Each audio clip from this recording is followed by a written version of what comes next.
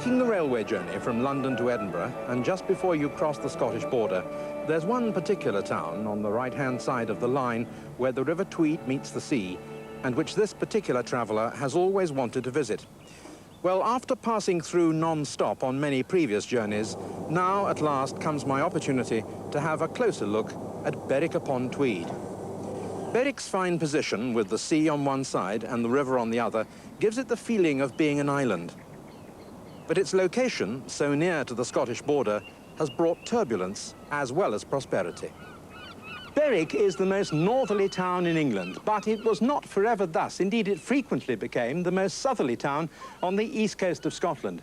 These sturdy defensive walls, which run right around the perimeter of the town, followed more than 200 years of warfare, during which Berwick changed hands between the Scots and the English no less than 13 times. It's now very firmly a part of England, yet the local football team, Berwick Rangers, play in the Scottish League. Generations of soldiers who garrisoned Berwick gradually wore out their welcome among the people on whom they were billeted. So, at the beginning of the 18th century, barracks were built to house them, and they remain among the most notable Georgian buildings in this part of England. The army finally left in 1963, presumably by then feeling secure from Scottish invasion, and the buildings became home to 3 museums, one of which houses part of the famous Burrell collection. Sir William Burrell was a Glasgow shipping magnate and a collector of fine art. He lived only 5 miles away, and in the 1940s donated some of the treasures from his collection to the Berwick Museum. Well, we'd be fortunate indeed if we were to see items of that quality here.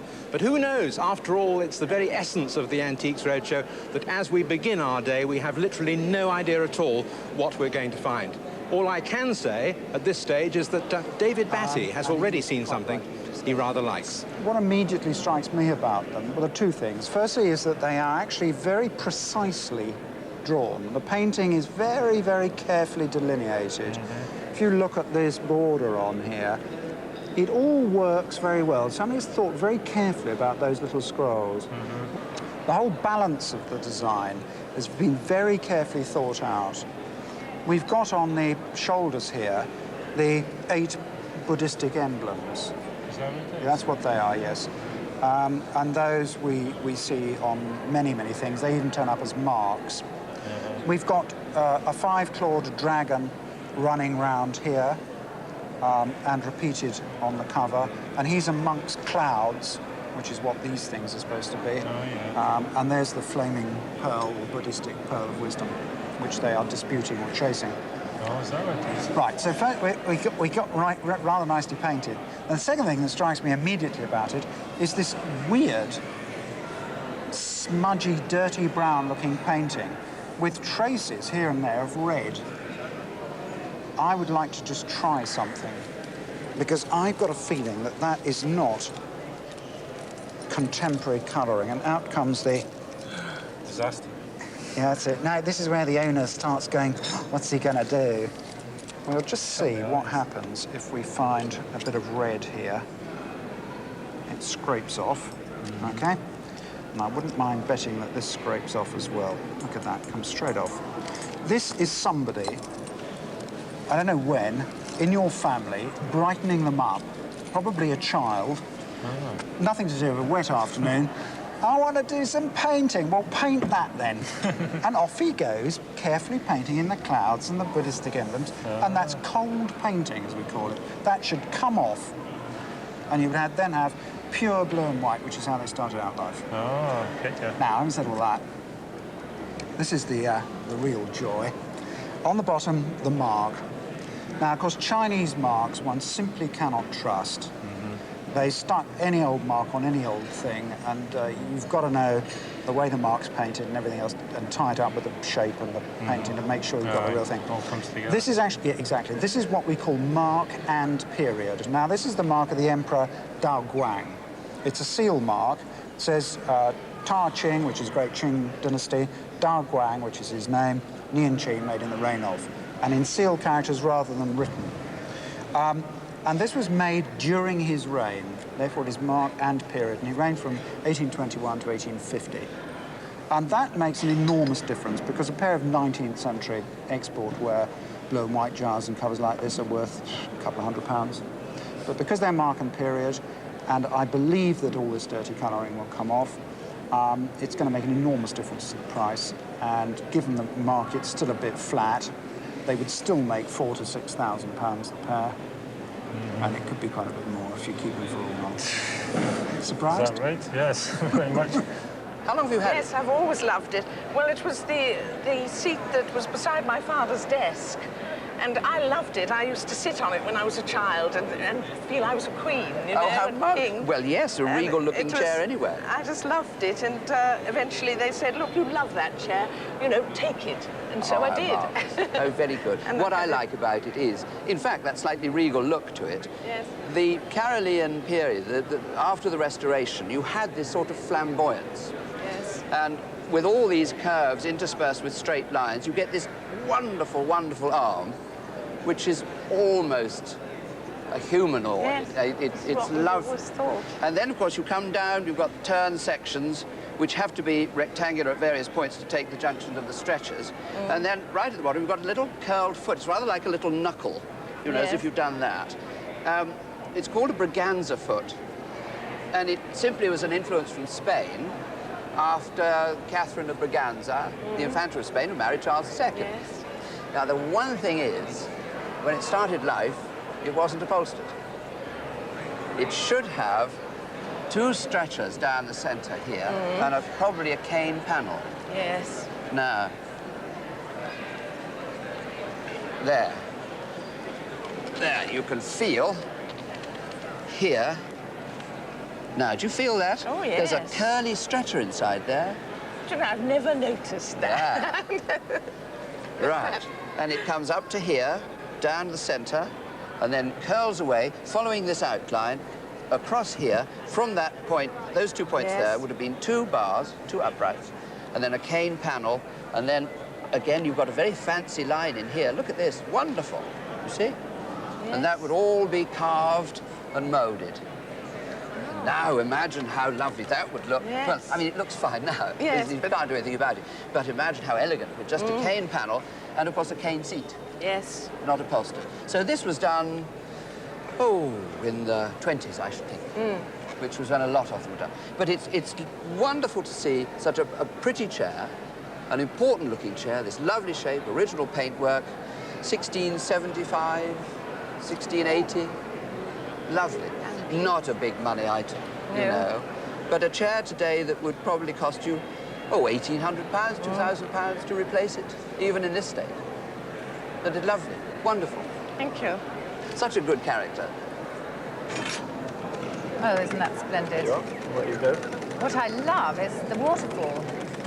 That's Waterfall with attractive, a isn't it? twisted glass waterfall, which is in here, shown up in the pond, and the birds. How many movements? It looks as it's got 1, 2, 3, 4, 5, 6 movements. 6 movements. The only one that doesn't move is the bird by the bath. By the path. Well, it's not English. You probably know that. Well, It was purchased by an uncle of mine in Brighton in 1939. and have you had anything done to it? Was it working well? Yes, it's always worked well. We had it refurbished in the 1970s by a gentleman in Edinburgh. When you say refurbished, you didn't have any feathers put on the birds or anything? No, just I think really the mechanism. Yes, the mechanism was Yes. a bit sticky. Yes, yes. But the lovely thing about this is, and I particularly like these bird automatons because they're usually by Bontemps, Blaise Bontemps, who was a French automaton maker. And he was born in 1814. Yes. And he became very well known in 1854. He started a shop in Paris. Yes, yes. And although this isn't as early as that, the box, the early ones would have been ormolu or gilt metal cages. And this is probably a 1910 example. Yes. But it's a very sophisticated example, because some of them only had one bird in them. And this would probably have been made by his son, Charles, who took over when Blaise stopped in the 80s. And they're very collectible. And I would say that on a good day, we could see this making somewhere in the region of £3,500 to £5,000. And so for insurance, we would be talking about probably 6,000 or 7,000. I see. Because it's difficult to find them with all this many birds. And they're in such good condition. Right, Polish silver. Polish silver, yes. Nice. You got another one of these? No, Just the single one. Has it got a name? Thing. Thing. Yes, Yeah, thing. it looks like a thing, doesn't it? Yeah. It's hardly the sort of thing you could christen, really. Today's legislation would say that probably you could only sell that to a school or a college. And that probably it would have to be registered because the import and export of this type of creature and the general well-being of reptiles is becoming more and more important. So you can't replace it. No. You can't buy another one. No. So No, I wouldn't. You know, As I it say, could be- I wouldn't part with it anyway. It's got a strange fascination. It grows it's got on a you. very morbid sense of fascination, yes. It is super with this plum-coloured velvet here. The depth of the glass beads is 3 or 4 or 5 deep, and now very often you only get a single strand of bead. And it really would keep a teapot warm for hours. I mean, it's so well insulated, it's remarkable. It's a lovely piece. I think value-wise, it's good enough to make 80, 100, maybe 120 pounds. And that is far in excess of many pieces of Berlin bead. You know what they are? No idea. Oh, that one, yeah. Yeah, well, that's the Japanese one. Yeah. Go on, we'll put those there, right? Any more? Goodness me. Is there anything left on your shelves at home? Why did you pick this? I don't know, I just fell in love with it. So he was swapped for a quilt. Yes. And did you know anything about him? I mean, you saw what was on the back. Yes. It was made by Royal Doulton. Yes. But not at the time. I didn't know that at the time. You didn't know at the time. So you picked it purely because you liked it. Yes. Right. He may not keep you warm in the same way the quilt does, but he has other virtues. This is a jester wall mask. Yes. It was introduced by Royal Doulton in 1937, and the current market price for this piece is, what do you think? £100. It's about £150. So you did a very good swap for a quilt. As I say, he may not warm you, but he will pay the heating bills for some time to come. Well, you obviously like Worcester porcelain, don't you? You've collected these over years. Many years. This is quite genuine Worcester. Very pretty little coffee cup from a tea set. Has the genuine Worcester mark of the square underneath the bottom, and it's as right as rain, made about 1770. And a pretty little coffee cup. Worth just on its own without saucer. You haven't got saucer? No, I haven't got No, saucer. it's worth around about 60, 80 pounds. But a pretty little piece. This one, of course, although it looks very like Worcester, this little ink set is not. I suspect it's not. You suspect? Well, that's it's not. really. It's always terrible to tell someone that their swan is a goose. But this is an earthenware body, a very typical earthenware, not porcelain at all, not translucent. So although it looks desperately like Worcester, it is made by I think a firm called Booths of Tunstall in Stoke-on-Trent. Very similar in quality, not perhaps as fine, but cover doesn't fit terribly well, does it? But made, I suppose, 100 years later than the coffee cup. Yes, 1870, yes, something yes, like that. yes. But still, it's jolly nice. How much did you pay for that? About 30 shillings. £1.50. £1.50. £1.50. I suppose if it's very nice, I suppose, well, nowadays, a couple of £100. It's very nice, even though it's not Yes, Worcester, it's a couple of £100. If it had been Worcester, many thousands of pounds. So it makes quite a difference. Yes. And then these two super pots, both pierced, from the Granger factory in Worcester. Grangers were a rival to the main Worcester factory, eventually absorbed into them. And one of their great specialities were these beautiful pierced vases on an ivory glazed Parian body, which is very, very beautiful, isn't it? This one is more dull ground than this one. It's more glazed, but very beautiful. The piercing, this lovely piercing at the top, done by a man called, who specialised in this particular thing at the Granger factory. His name was Alfred Barry. Yes. So he would have done this one and this big pot. But unfortunately, you've taken the cover to Just to hold to the it pot. steady. To hold it steady while bringing it. If I could plead with you, never, never to use sticky tape over gold. One sees it sometimes in auctions, a label is put over it, and as you lift it off, the beautiful gold is lifted off as well. This little piece here, we're going to try like desperately hard to get it off, but it's going to lift little tiny flakes of gold off as one does it. The only thing I can suggest is perhaps later you put it into, soak it into water and hope that it will lift off. I'm afraid you have done a lot of damage to the pot. Very sorry. You are terribly naughty. I'm going to threaten you with the with my new society, which is called the RSPCP, the Royal Society of the Prevention of Cruelty to Porcelain. And I'm number one member. You're number one, and they're going to call on you tomorrow. But you have done a bit of damage, regrettably. But they're still super pots. I suppose this pot here is worth something like about £600–700. It's very beautiful. This one here, if the gold hadn't been damaged, would have been worth near the £1,000 bracket. A little bit less now because of the gold damage, because no matter how careful you are, you're going to lift a bit off. But I think it's still a super pot. Now we have here a very, very nice pair of enamel plaques. Can you tell me who they show? Yes, they're Sebastian Garrard, who was a partner with his brother Robert II, the Crown Jewellers. Yes. And his wife. He's my great, great, great uncle. Right, so you are or were a Garrard? Yes, before you were my married. mother was. Your mother was a Garrard. I mean, that is a perfect provenance. Yes. They've come straight down through the family. Yes. And so even if we didn't know who Garrard was, which of course we obviously do as the Crown Jeweller, you'd have been able to tell us. They're in the original box, which is marked Garrard. The artist concerned was a man called John Simpson. Now, do you know anything about him? Not at all. We haven't been able to find anything at all about him. Right. He was born in 1811 and he lived until 1884, so he spanned much of the 19th century. He was born in Derby and he was trained in Derby as a porcelain painter. So although these are enamels on a metal base, on gold, his real training in life was as a porcelain painter. In 1837, he moved from Derby to Minton, which many artists did at that time. Minton was a rising factory, Derby a sinking one, and so they were simply following a rising star. And to me, the interesting part of the story is when he left Minton in 1847, he went to join the Government School of Art, the School of Design, set up in Marlborough House in London, and he was in charge of the enamel painting department. So when he painted these, and I think they're dated on the back, 1851, he was at that point the official government teacher of enamel painting.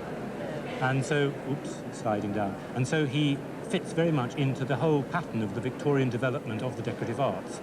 Now, do you have any idea of the value of these? Well, when I purchased them from Garrard's, I paid $1,500. Right, and how long ago was that? About 5–6 years ago. Yes.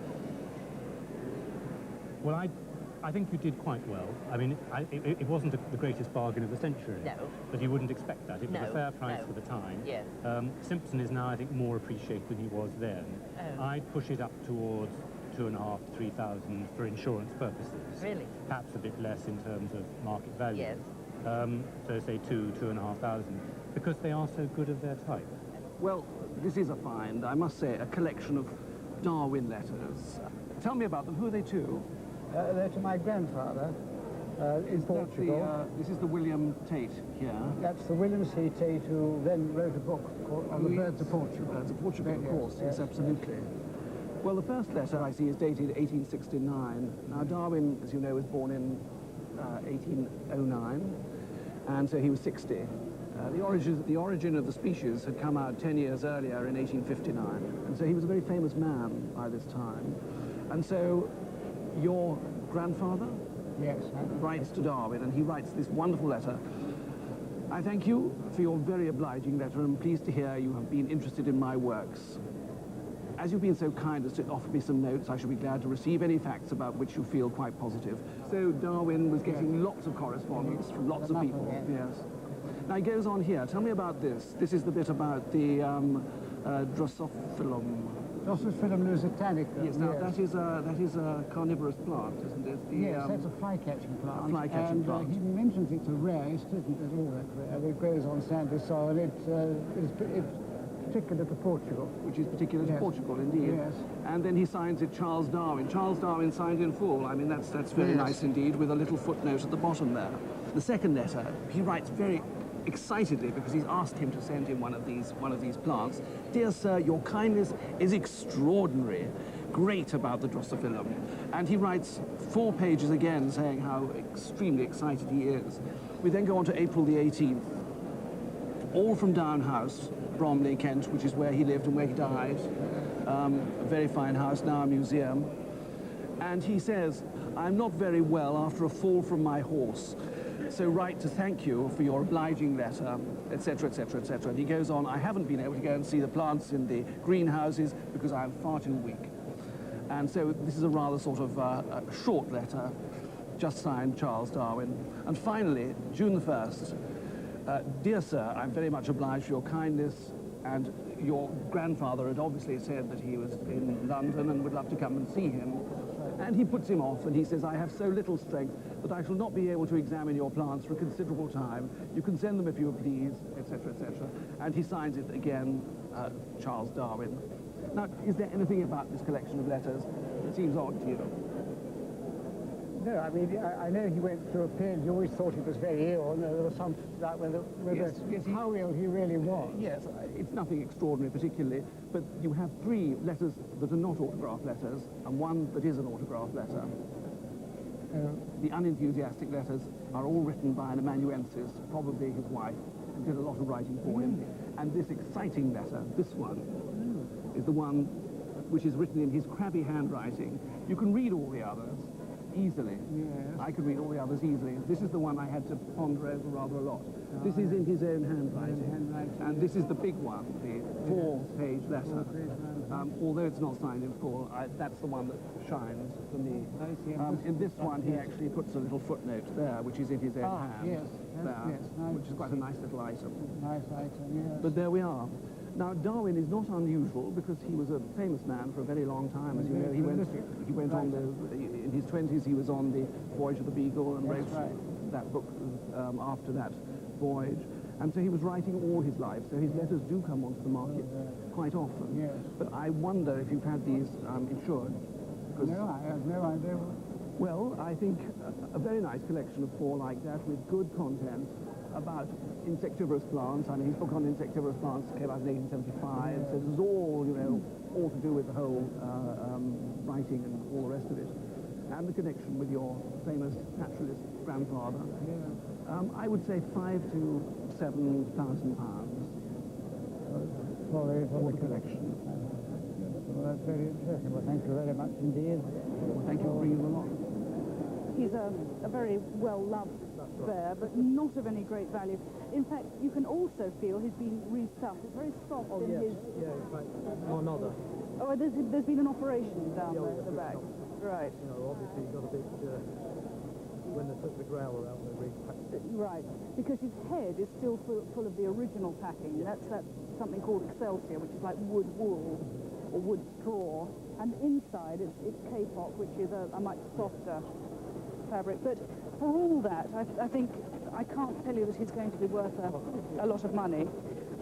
He's English rather than German, and his value would be really just a few pounds. This lady has 165 chamber pots. 165 chamber pots? How many? Well, it's almost one for every day of the year. It can't be any later, really, than 1874, and no earlier than 1866, and it looks like 67, 68. It's the sort of thing that was used in the Franco-Prussian War. And interestingly enough, the Germans got hold of a lot of them in the First World War, and they ground the backs down and shortened the blades off and used them on their own rifles because they were desperately short of arms. But I love these little chamber pots, aren't they great? They got little inscriptions on them, don't they? I am the first call in the morning. What is that one, sir? It says, hand it over to me, mate. And this one got it's got Hitler in the bottom. We've got Hitler and Mussolini. Now, the Hitler one is quite common. Yes. I've never seen Mussolini. Oh, what a wonderful connection. Yeah. Oh. What about Mussolini? Where did he come from? got them in Little Antique Place in Salisbury. I think I paid 38 for one of them, and about 25. Yes. 25. That is the rare one. Hitler was about 25, the other Yes. one was about 50. And it says on the back, of course, we've got him on the run. Now, that was more terrible. One could say you're a real Fockian. Well, I bought it at auction in Glasgow probably about 20 years ago, partly because I liked it and partly because of the subject. I noticed actually from the back, there's this little label which says Mother and Children, Early English School. Do you have any particular idea who it might be by, or did you buy it with an attribution at all? Well, it was attributed to Fuseli in the catalogue. I bought it and hoped that it was by Fuseli. Yes. Well, I think you bought very well, because in my opinion, I think there's a very good chance it is by Fuseli. And he's a very, very interesting artist. I don't know whether you know anything about him at all, but he was born in Zurich, and therefore he's a Swiss artist. And he was born in 1741. He went to work in Rome for a bit in the 1770s. And there he was influenced by people like Michelangelo and the great old master of painters. And then after that, in 1779, he then came to England, where he settled. And Sir Joshua Reynolds was very impressed by his drawings and encouraged him to start painting. And towards the end of his career, in 1799, he then went to the Royal Academy, where he became Professor of Painting. And so he was a very, very influential figure on a lot of artists. But I think, just looking at the drawing now, the first thing is the subject matter. And the subject, I think, is probably charity. This is a very popular subject. And the composition is very much taken from the Italian Renaissance painters. I mean, you can see that he's been to Rome, and he's obviously looked at a lot of these artists, and the actual composition is very much out of that. As you can see, it's done in pen and ink, which is normal for Fuseli. But the nice thing is it has a bit of extra impetus in a way, in that it has this wash here. You see, this baby has a nice white wash on it, and with highlighting. And I think the highlighting looks as though it may be an oil painting, in oil paint, which is somewhat unusual. Can you tell me, did you pay a lot of money for this or not? I don't remember exactly. I think it was about 60 or 70 pounds. Yes. Well, I think you did pretty well, actually, because, in fact, Fuseli is a very topical artist at the moment, because fairly recently, a man, the story goes, a man walked off the street into an auction house in London, and with 50 or 60 drawings by Fuseli that he'd bought 20 years ago. And he didn't know, I think he thought they were by Fuseli, but he didn't know if they had any value. Well, those 50 or 60 drawings made a total, I think, of £600,000 in a sale. So I think what you have here is, in my opinion, is probably going to be worth somewhere between £5,000 and £8,000, I would think. But I cannot stress to you how, I mean, I think it's probably the most interesting thing I've seen on the Roadshow since I've been on it, and it's a really beautiful drawing. Thank you very much indeed. This is a very grand and imposing silver punch bowl of the late Georgian period. Does it stand on your dining room table or sideboard? No, I actually keep it in the bank. Yeah. Well, it has a few points about it that you wouldn't expect to see on a Georgian punch bowl of this period. Firstly, if we look at the main hallmarks, which are on the body here, we see it has the maker's mark of John Bridge. And you may notice that those marks were rubbed and rather polished out. And this is because, again, round the front here, all the way around the front, and on the other side as well, it's had an inscription which has been polished out. And in some places, the silver is so thin, you can actually push it in and out with your finger. The most curious thing about it, though, is that the rim, which is made in a separate part, and you can actually see this line coming all the way around the top, is made by a different maker. And this has the maker's mark of Robert Garrard stamped quite prominently here. Not a full set of marks, they're called part marks or additions marks. This mark must have been put on in about 1835, 1836, around about that time. If we also turn it up and look in the base, we can see there's another maker's mark here, R.G. Robert Garrard. And again, this was put on round about 1835, again, William IV's head. So what started off life as a much plainer bowl has been added to some years later and made into a much more elaborate-looking bowl. Round this side, we have a nicely engraved coat of arms, which are contemporary with the date of this rim. So they've been put on, again, round about 1836, 37 maybe. Has it been in your family long? Yes, it was actually my auntie's bowl, and she left it to me when she died. All right. Well, because this is not in its original state, its value is considerably less than what it would have been had it been absolutely perfect. You know, a good Georgian bowl by a good late Georgian maker, and especially one of Bridges' standards, would easily make £10,000–15,000 at auction, maybe more.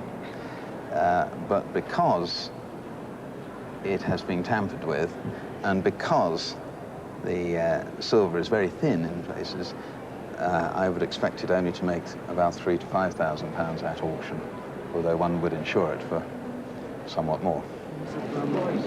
I want to know if it's true Lally. Ah, yes, well, they would give you chapter and verse on that. Good. This is right, 18th century. 18th century wood. Yeah, so I would say we're right. What sort of Damaged very badly damaged. around the edge, so... The bubbling isn't particularly good. No. And it doesn't fetch as much as one imagines it ought to do, even what does it... I mean, in good condition, it would be... In good condition, 400 or 500. But as it is, about 150. Yes. I'd go along with that. We agree, late 18th century. Yes, late 18th century. Thank you. And definitely a Woodford. What's so lovely about this is the condition of it, because it is early. I mean, we're talking about 1825. It's a Regency picture. And it's got all the stitches that you would wish. It's got all this lovely embroidery around the edge. It's got chenille work here. This, you probably know, is called forbidden stitch. It's forbidden because it made people go blind. We're putting in these tiny little knots. And the colours are wonderful, because usually what goes first is the reds, and you've still got quite a bit of red in there. And the blues are very good. Where you have lost it is in the thistles. You don't have any red in that thistle. I think that's lost it more than the inside. And they used to be sold in pairs and made in pairs, but even on its own, I can see that in a shop being sold for somewhere around £500. Oh, we got two. Oh, £200. So look after the What about this one then, Henry? Well, that's very Lovely good. Delftware plate, isn't it? Have you had this long? Yes, I've had it about 40 years. Do you mind me asking you how much you paid for it 40 years ago? Oh, I should think about 10 shillings. 10 shillings. That's not bad. It's And I had matured a other little, plates hasn't it, with it. Henry? I had other Had other plates with it? Well, it's now worth something in well over £200. 200, 250 at least. You might be asked to pay more than that if you were to buy it in a shop as you did 40 years ago. Not Lovely. bad. Not bad. You've got a good eye. I got it off a dust cart. A dust cart? I did. Well, then you've got to tell me the rest of the story. Well, what happened is when I was first married, I lived in a flat in Croydon. Right. And one day, the old lady who was living next door to us came and knocked on the door and asked my husband if he would help the dustman down with this old desk, because she didn't think they would take it otherwise. And, well, we were living out of orange boxes at the time, so I thought, well, that'll hold papers. That's it. How long ago was that? Well, my son would have been about 2, so I think he's about 34 now, so that's, what, 32 years ago? Still unbelievable. What a wonderful story. Well, it's George II, late George I period desk. It is. Absolutely. It really is. Yes. I'm going to look at a drawer. First off, well, yes, it's 1730, 1740. Gracious. Oval little oval tops to the drawer linings. Always Yes. a good sign on an early 18th century piece of drawer furniture. And then we look inside, it's all pine, which is good. Yes. For a walnut veneer, should be on pine. Gosh, what a treasure. That is a good one. That's incredible. Lovely colour. Everything's nice about it. Cross-banded edge, nice figured walnut. I think the only serious thing that's happened to it is at some time, yes, it's been re-veneered. The top has been re-veneered. That Not in veneer. my time, No, probably that's 100 for years sure. ago. Probably 100 years ago. Yes. Absolutely. I would think when those handles were put on and some restoration was done to it, and I should think that was when it was done, simply because of deterioration. Yes. Which would detract certainly from the value, again, to a collector. But a little desk like that, a little George I, early George II knee-hole desk, walnut veneered, lovely handles, really. Although only 4 feet, sometimes they had 2 extra in the middle. Yes. Nevertheless, still a good example of the period. 6,500. Oh. Oh, yes. Oh, yes. Oh, yes, definitely. Oh, Lovely thing. But oh, what well, a that's joy. how I mean, the exciting. dust That's starts. lovely. I think I'd better take up totting as an occupation. And I'll come with you. Yes, I think that's an excellent Thank idea. you so much. There's a little poem on the front here which says, once I was the commandant of Copenhagen and ruled this little place with just a glance. Now I'm just a little drip, just a little drip, and dance to your command, even on my head. Well, it's a strange little poem, but if we wind him up, I think we'll see that he does just that. Does he work? Yeah, never Let's give him a dancing go. his hair, right? There he is. He's doing a sort of military gait. And I think, actually, if we put him on his head, he does. He dances on his head, too. There's a fascinating story about this particular toy because it's based on a historical event.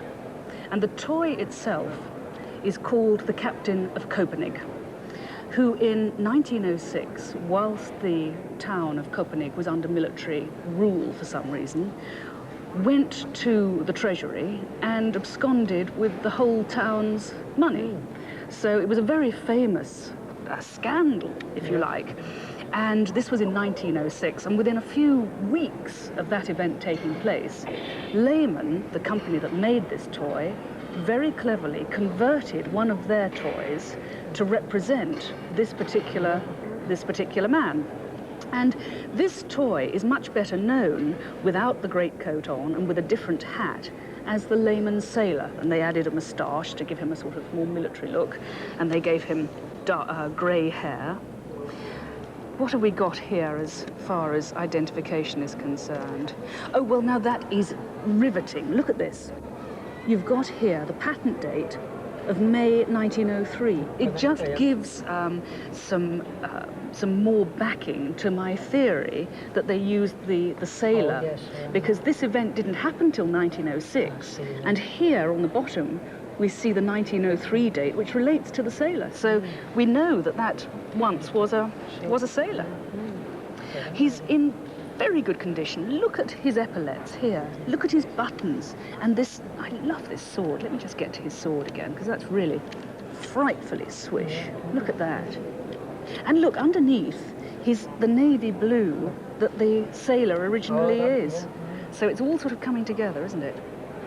So he's by a good maker. He's really in very good condition.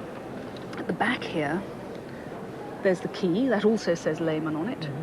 And in his original box like that, and in very good condition, so often the sword is missing, I would say he's going to be worth round about £500. So, he is.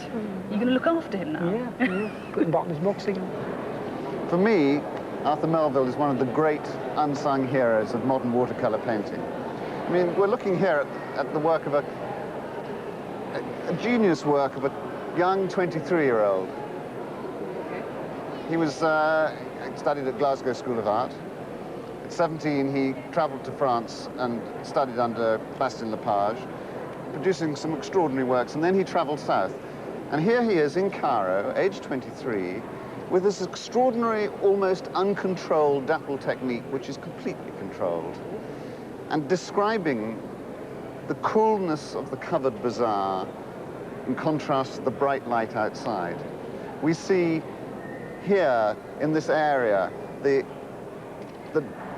technique he became famous for, with both here and here the dappled washes almost punched on, but painted onto a wet white paper. Very difficult, but so beautifully done that we get the dappled light coming in on the body of the melon cellar. We get here in the washes here the smoke from the hookah, the steam from the hookah pipe. And then in contrast, these wonderful bright figures, almost hazy in the bright sunshine outside. This is very exciting. It's exciting because it's Melville. I don't think this picture's been seen before, has it? No, it hasn't. No, it's just been in the family? Been in the family for, I should think, probably 50 years at least, or more. Well, certainly been in the family a long time, yes. It's wonderful to discover a new Melville, yes. A young Melville, an Orientalist Melville, with everything we want. I feel very excited about it, and I think I would value it at somewhere between 18 and 25,000 pounds. You don't really mean that, do you? Absolutely. I think it's a wonderful thing. In 18 and 25? My goodness me, that does surprise me. Really? Sure. Well, I was wondering at the beginning of the programme, you may remember, whether we'd see anything of the quality of Sir William Burrell's collection during our day here in Berwick, and indeed we did. There were at least half a dozen things that we've seen during the course of the day that I'm sure Sir William would have been indeed proud to own. And we end with a fitting memento of a local heroine, Grace Darling, and she really was one of the great sort of popular characters of the early Victorian era, Henry. Victorian heroine, yes. Her father was lighthouse keeper on the Longston Lighthouse, just off the Farne Islands from here, and in one great storm, she rowed to rescue the Forfarshire, the crew and the captain, in tremendous seas. I mean, a young girl in her 20s, it was just incredible to believe it. There's a very good line drawing here of the heroic event. Oh, yes. And there were songs written about her, weren't there? Yes. And there were poems written about her. And pieces of porcelain, everything made about her. Yes. But we've had come into the place a descendant of her, who's brought this signed affidavit, which is marvellous, with her brooch. How wonderful. Attested before a court in Berwick-upon-tweed here, and it's very attractive indeed. It's been a very good day altogether, Henry, hasn't it? It's been wonderful, absolutely marvellous. And let's hope we have such a good time next week when we're in South Devon, my old stamping ground. So as you might imagine, I'm much looking forward to that. Until then, from all of us here in Berwick-upon-tweed, goodbye.